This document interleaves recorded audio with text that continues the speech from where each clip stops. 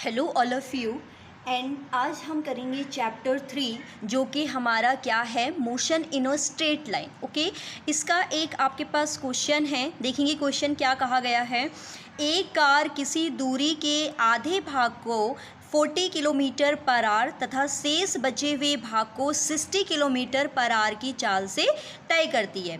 तो कार की औसत चाल मतलब आपको कह रहा है कि कोई एक डिस्टेंस है, वही डिस्टेंस हम फाइंड करेंगे कि क्या है। कोई एक डिस्टेंस है, उस डिस्टेंस के आपके हाफ पार्ट को वो 40 किलोमीटर पर आवर की स्पीड से तय कर रहा है और शेष भाग को 60 किलोमीटर पर आवर की स्पीड से तय कर रहा है। तो कार की औसत चाल। तो सबसे पहले तो हम क्या करेंगे, देखेंगे कि हमारे पास क्या क्या चीज़ें हो सकती हैं।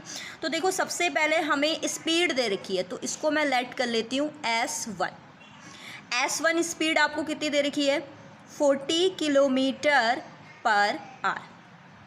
क्लियर है।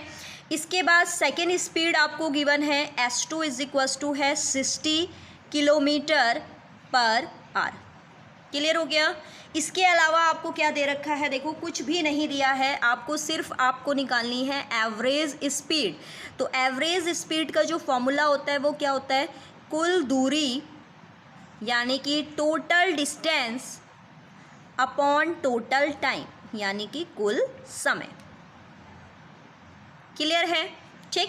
तो कुल डिस्टेंस और कुल समय यानी कि हमें टोटल डिस्टेंस फाइंड करनी पड़ेगी पहले की टोटल डिस्टेंस कितनी है और उसमें टाइम इंटरवल क्या है हमारा, वो हमें फाइंड करना होगा। ठीक है, तो देखते हैं। देखो, इसमें आपसे कह रहा है कोई दूरी है उसका आधा भाग और कोई आपकी शेष दूरी है उसका आधा भाग।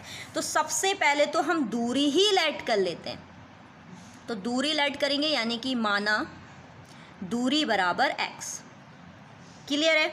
तो आपको पता है इसका आधा भाग पहले होगा और इसके आधी डिस्टेंस को दूसरी स्पीड से कवर। तो आपने एक फॉर्मूला पढ़ा है कि चाल बराबर होता है आपके पास दूरी बट्टे समय। क्लियर है। तो हमारे पास दूरी हमें पता चल गई है और चाल हमारे पास है ऑलरेडी हमें क्वेश्चन में गिवन। तो हम यहाँ से समय निकाल लेंगे। तो समय का फॉर्मूला क्या हो जाएगा, देखिए क्रॉस मल्टीप्लाई से समय बराबर क्या हो जाएगा, दूरी अपॉन में चाल। ये आपका चाल जो होगा वो यहाँ आ जाएगा और इसके बाद आपके पास जो समय होगा वो टाइम उधर। ठीक है, तो फर्स्ट टाइम निकाल लेते हैं, क्या आएगा, फर्स्ट टाइम यानी कि T1। स्पीड, तो क्वेश्चन में आपसे कहा गया है आधा भाग। तो आधे भाग का मतलब क्या है, स्पीड स्टार्टिंग की हो गई x का आधा भाग x/2 अपॉन फर्स्ट वाले के लिए जो आपके पास स्पीड है वो कितनी है, 40 किलोमीटर पर आवर। तो ये हो जाएगा 40। क्लियर है। तो यहाँ से आपके पास T1 की वैल्यू जो आएगी, देखो 3 स्टेप से क्या होता है, ये इसके साथ मल्टीप्लाई होगा। इट मीन्स आपके पास T1 आ गया x/80। इतना क्लियर है, ठीक। अब दूसरे स्टेप की ओर बढ़ते हैं। दूसरे स्टेप में आपसे क्या बोला गया है, दूरी का आधा भाग। तो सेकंड वाले के लिए टाइम क्या हो जाएगा, वही दूरी का हाफ यानी कि x/2 और इसको किस स्पीड से वो कंप्लीट कर रहा है, 60 यानी कि 60। तो T2 की वैल्यू आपके पास फाइनली क्या आ गई, x/120 क्योंकि ये इसके साथ मल्टीप्लाई होगा। क्लियर। अब आपके पास T1 आ गया, T2 आ गया। तो अकॉर्डिंग टू फॉर्मूला कुल डिस्टेंस हमारे पास क्या है, x, और कुल समय क्या आ गया आएगा, इन दोनों को ऐड करके T1 और T2। तो निकाल देते हैं एवरेज स्पीड यानी कि औसत चाल। तो औसत चाल हमारे पास क्या रहेगी, औसत चाल बराबर कुल दूरी यानी कि x और कुल समय यानी कि x/80 प्लस x/120। क्लियर है, इतना समझ में आ गया होगा आप लोगों को।